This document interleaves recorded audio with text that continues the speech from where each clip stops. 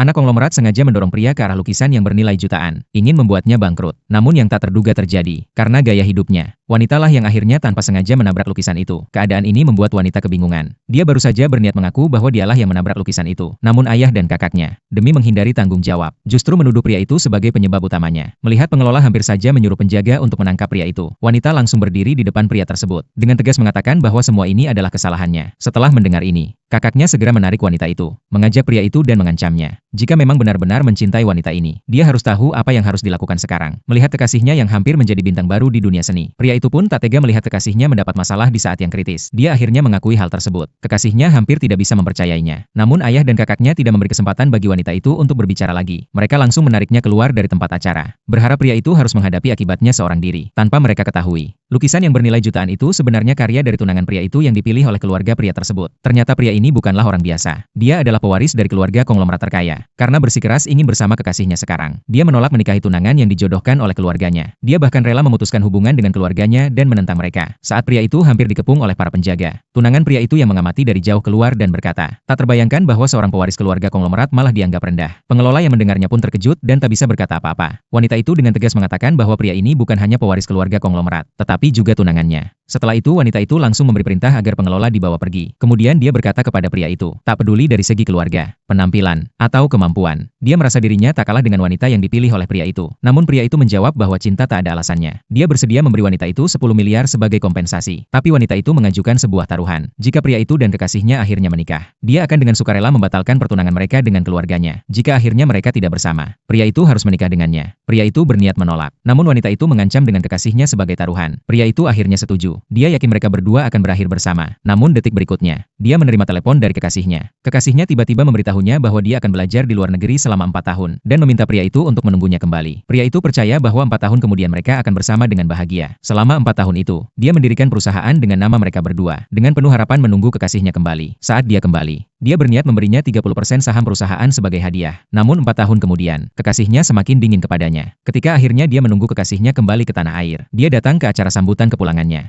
dengan membawa surat saham sebagai kejutan. Namun begitu dia muncul, dia langsung dihina oleh kakak kekasihnya. Kakaknya mengatakan bahwa meskipun pria itu mengenakan jas, dia tetaplah orang miskin. Ayah kekasihnya juga mengatakan, jika pria itu datang, biarkan dia melihat seberapa besar perbedaan antara dirinya dan putrinya. Tak lama kemudian giliran kekasihnya naik ke panggung untuk berbicara. Setelah mengumumkan kabar kerjasama dengan perusahaan, dia bersiap untuk menunjukkan sebuah lukisan. Namun pada saat itu pria itu masih berpikir ini adalah kejutan dari kekasihnya. Tak disangka saat dia akan naik ke panggung, dia melihat anak konglomerat itu maju ke depan. Sekejap kemudian, kekasihnya mengumumkan bahwa anak konglomerat itulah tunangannya.